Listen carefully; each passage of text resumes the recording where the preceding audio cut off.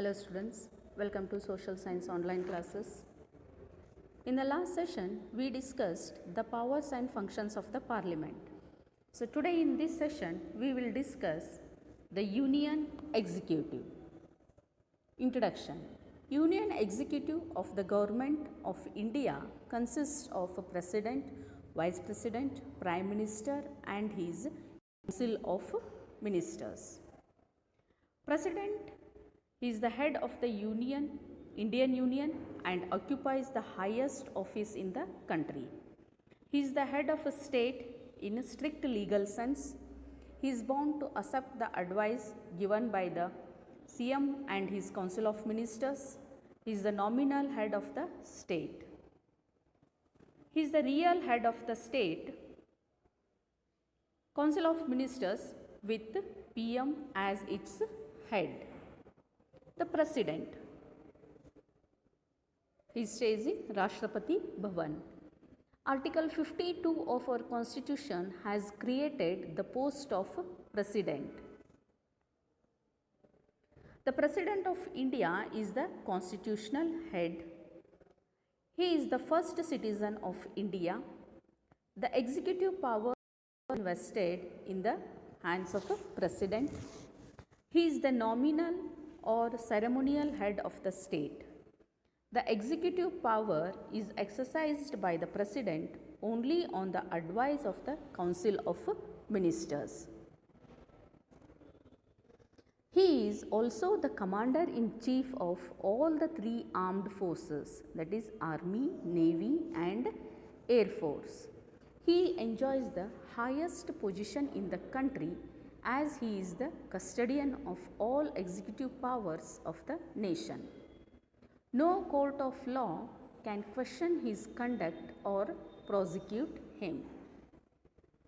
Qualifications for the post of the President. The person must be a citizen of India. The person must have completed the age of 35 years. The person must not hold any office of profit under the government of India, state government or local government bodies. The person must be qualified for the election as a member of the House of a People. The person shall not be a member of either houses of the Union Legislature or House of the Legislature of any state. Tenure of the President. The normal term of the President is 5 years. The office of the President may remain vacant in following conditions. If the President resigns, addressing to the Vice President of India due to the death of the incumbent President, by removal of the President to the process of impeachment, if the office of the President is vacant owing to any of these reasons, the Vice President acts as the President. In case of vacancy, an election for the President must be held within the 6 months of the vacancy. Election of the President. Article 54 and 55 of the Constitution stipulate the way the President should be elected. The President is elected by an electoral college of elected members of both the houses of the Parliament. He is elected by indirect election, electoral college in accordance with the system of proportional representation by means of a single transferable vote. Electoral college consists of the elected members of both houses of Parliament, the elected members of the state. Indirect method is adopted because the size of the electorate in India is too big. Direct election of a president would mean a tremendous loss of time, money and energy. Now, the powers of a president. Executive powers, legislative powers, financial powers, judicial powers, emergency powers and miscellaneous powers. Now let's discuss them one by one. Executive powers. All the administration is carried out in the name of the President. The President appoints the Prime Minister and on his recommendation appoints the other ministers. The President has the power to appoint persons to high posts like Attorney General, Comptroller and Auditor General, judges of the Supreme Court and High Courts, governors, chairman and members of the Finance Commission, chairman and members of the Union Public Service Commission, election commissioners, commanders in chief to the 3 armed forces and the ambassadors to the different countries. He is the chairman and members of the planning commissions are also appointed by the President, and chairman and members of the economic commission are also appointed by the President. Next is legislative powers. The President has the power to summon the Parliament or postpone its session.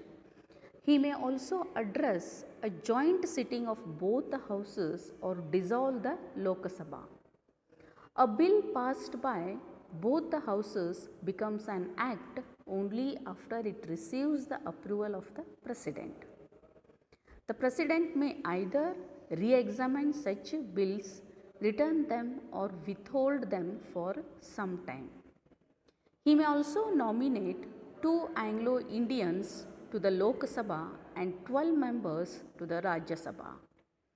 In all these functions, he acts upon the recommendations of the Prime Minister and his Council of Ministers.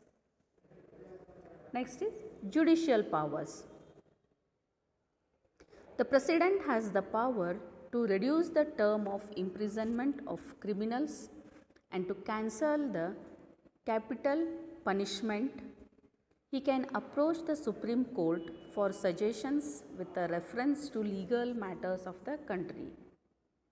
It is not answerable before any court of law for the exercise of his powers. No criminal suit can be identified against him during his tenure of office. President is above the law, no subject to the scrutiny of any court, appoint judges of Supreme Court and High Court. Article 133, he can ask Supreme Court any question of law or fact of public importance for its advisory opinion. Approval is necessary for the rules made by Supreme Court for regulating practice and procedure of the court. Next is financial powers. No money bill can be introduced in Parliament without his prior consent. The annual budget of a union government for the ensuing year is placed before the Finance Minister on behalf of the President. President constitutes a Finance Commission once in every 5 years.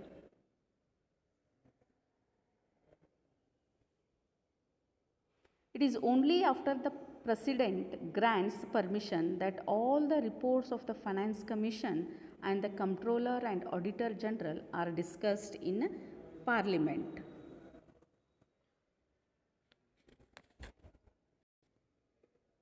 Next is military powers. He is the Commander in Chief. The President is the Commander in Chief of the Armed Forces. He appoints the Chiefs of the Army, Navy and Air Force on the recommendation of the Union Cabinet. He also declares war and peace on the recommendations of the Parliament. Emergency powers. The President has the powers to declare emergency in an unnatural situation. This is explained from Article 352 to Article 360 under the 18th part of the Constitution. This concept is borrowed from Government of India Act 1935. The effects of emergency on the fundamental rights and their management is borrowed from the Constitution of Germany. Based on the written recommendations of the Union Cabinet, the President can declare the emergency on 3 occasions, that is national emergency, state emergency and financial emergency.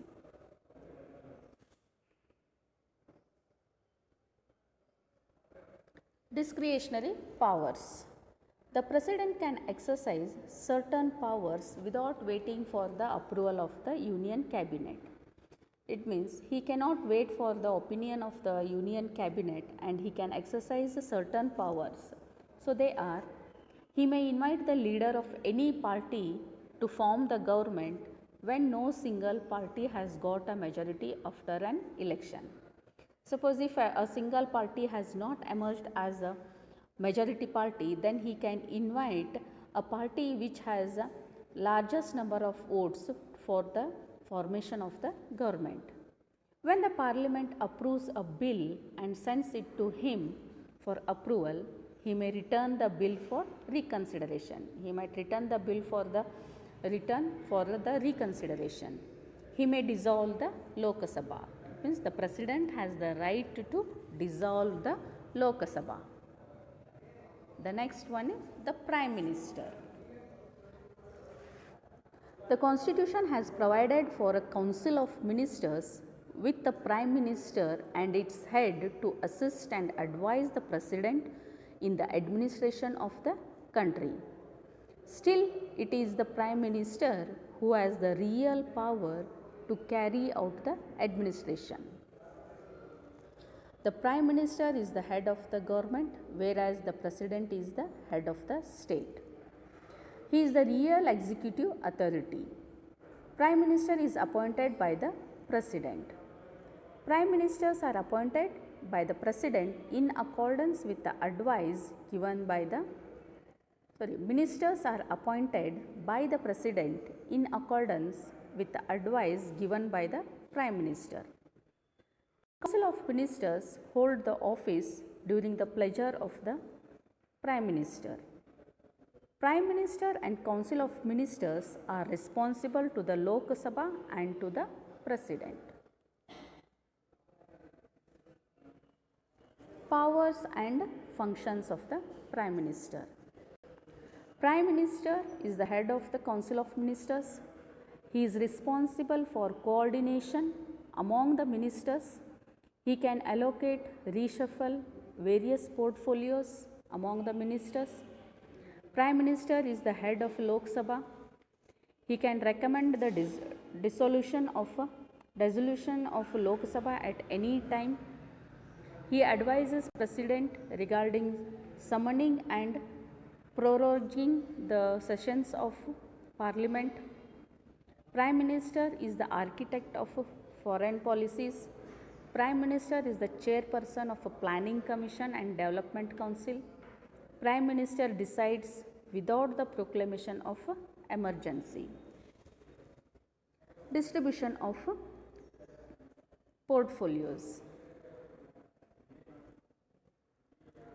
The Prime Minister distributes portfolios among the ministers.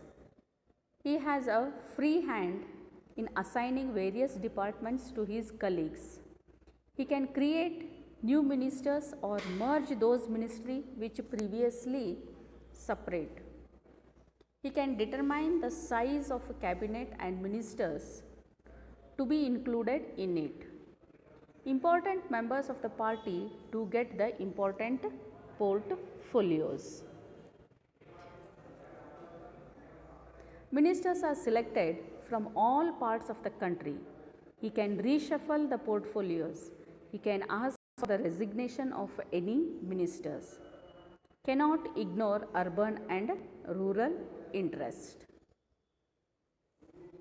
He is the leader of the nation, or he is the head of the government. He is the spokesman of the governmental policies in the Parliament. All important policies announcements are made by him. He is the leader of the majority party. General election in reality is the election of a prime minister. He is the head of the union cabinet. The meetings of the union cabinet are held under the chairmanship of the prime minister. All the discussions of issues of national and international importance are discussed and decisions are taken under his chairmanship. He is the link between the president and the cabinet. Coming to the next, that is the union cabinet or council of ministers. The union cabinet is the real executive and has ministers in two hierarchies. The first one is the cabinet level and the second is the ministers of state. Introduction. The council of ministers headed by a prime minister is the real executive authority in our administrative system. They are divided into three categories: the cabinet ministers, ministers of state with independent charge. The Council of Ministers assist Prime Minister in taking all the important decisions regarding policies of the government. The maximum strength of the Union Cabinet is 15% of the total strength of the Parliament. The Cabinet has two kinds of responsibilities. The minister of every department is responsible for the administration. It means every minister in the department who has become the minister is responsible for the administration of his own department. He has his own individual responsibility for the success or failure of the department. The Union Cabinet has collective responsibility to the Parliament with regard to the decisions and policies taken by it. Therefore, the Cabinet can be in power only as long as it enjoys the trust of the Parliament. When it loses the trust, it is removed by a no confidence motion. Okay. They enjoys the power as long as the Parliament enjoys the power as long as it enjoys the trust of the Parliament. So, when it is dissolved, it is removed by a no confidence motion. With this, the chapter is over. We will wind up the session here. Thank you.